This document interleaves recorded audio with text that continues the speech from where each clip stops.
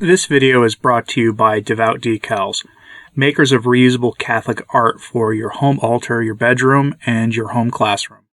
It is often said by well-meaning and pious people that the saints are something else entirely. Their mindset is incomprehensible, hard to wrap our minds around ourselves. This is, of course, downplayed today. The Church teaches that there is a universal call to holiness. It was phrased that way at Vatican II, but it's something the Church has always taught, that everybody is called to be a saint. Today I have for you something that really shows just how starkly different the mindset of a saint is from that of the rest of us. If there is a great sin in our time that allows for everything else, it's not necessarily pride per se. The great sin of our time is a desire to be comfortable. Now, desiring to be comfortable oftentimes isn't a sin per se, but it certainly lends itself to sins. It is, at the very least, a vice, one that opens the door for so many others, including when people are trying to overcome the sinful inclinations of the flesh that they have. The giving in to the desire to be comfortable makes them give up that fight. The desire to never go without food has resulted in people rarely, if ever, fasting anymore, unless it's, of course, for some health craze. We live in an age of comfort.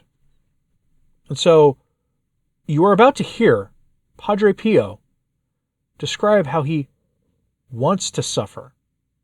How he wants to suffer for Christ, and something that will hurt our very modern, soft ears, that our Lord loved suffering. Padre Pio, on his desire to suffer for Jesus Christ.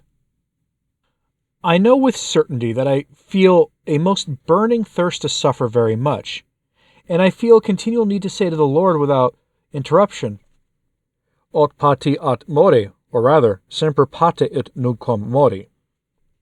I know that you suffer because I am not neat and you cannot help me, but rejoice, my Father, because I am more happy than ever in my suffering.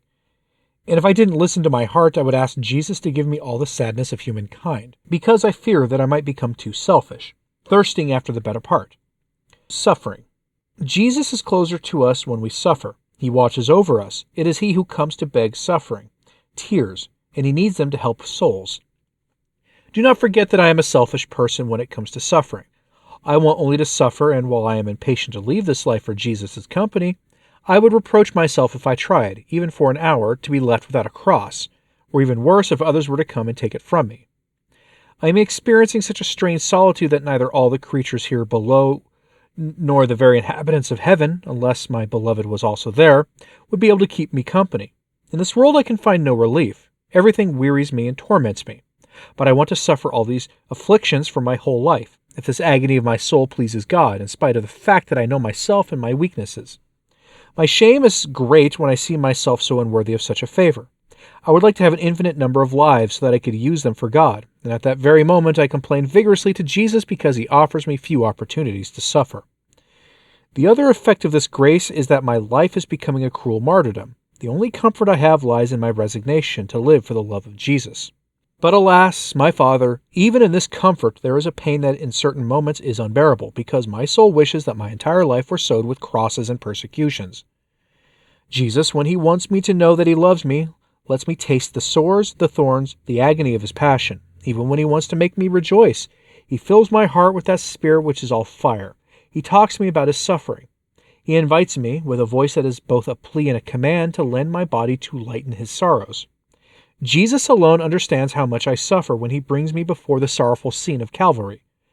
Equally incomprehensible is the relief that one gives to Jesus, not only in suffering with him in his sorrow, but when he finds a soul that for love of him does not ask for consolations, but to be allowed to participate in these very sorrows.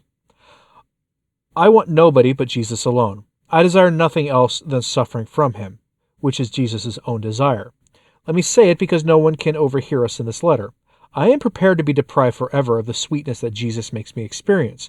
I am ready to suffer Jesus' hiding of his beautiful eyes from me, as long as he doesn't hide his love, which would end me.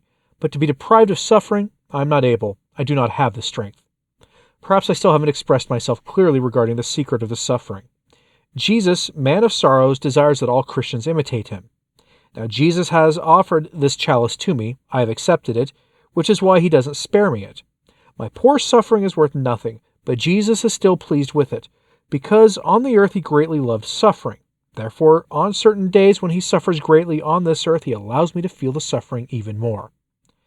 Now, shouldn't this only serve to humble me and spur me to hide myself from the eyes of all people, because I have been made worthy to suffer with Jesus and as Jesus?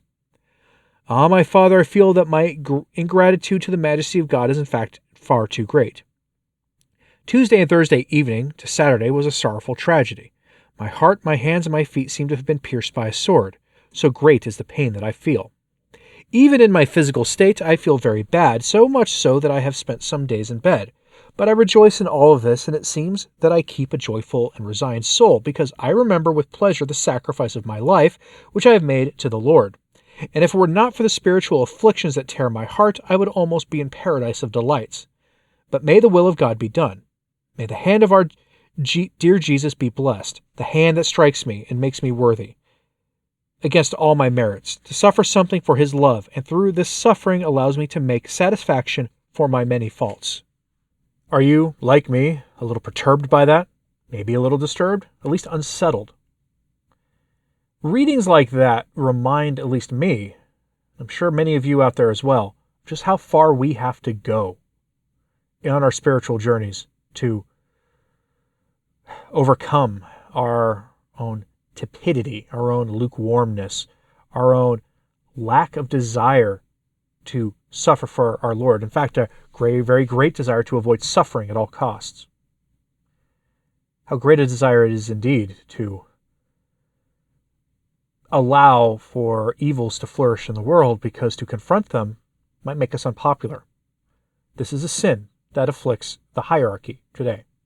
How many of them are unwilling to tell the Catholic truth about morality in a world that has abandoned not only morality, but the God who is the author of morality? The unwillingness of churchmen to stand up for the truth is a clear indicator that this mindset you just heard Padre Pio speak on is completely alien to the modern mind of the modern typical member of the episcopate, to those who are supposed to lead the most. This lack of comfort, or this desire to be comforted, is why so many of them, at least in part, won't stand up and tell the truth at a time when there can be very great punishments for that. How many bishops have we seen canceled by Pope Francis because they said mean things on Twitter, or they said mean-sounding things in their homilies, or they told the truth about the errors coming out of Rome? How many? Quite a number. A very large number. And so many bishops we hear actually agree with some of the kind of critiques you hear from this side of things. They just are afraid to express them. How about all those lukewarm homilies you hear on Sundays at the typical parish, where the priest is avoiding the harder readings at the offered at the Mass, and is giving a homily that rarely, if ever, talks about the four last things, or the consequences of sin, or the pervasive nature of sin in the world today? Think on that, and then think on the consequences of that. And then think and ask yourself, how far are you from where Padre Pio was when he was writing that? I will have more from Padre Pio in the near future on the nature of suffering. Till then, let me know what you think of this in the comments, please. Like and subscribe if you haven't, it does help. So to sharing this on social media, that helps too. And as always, pray for the Church. I'm Anthony Stine. Ave Maria.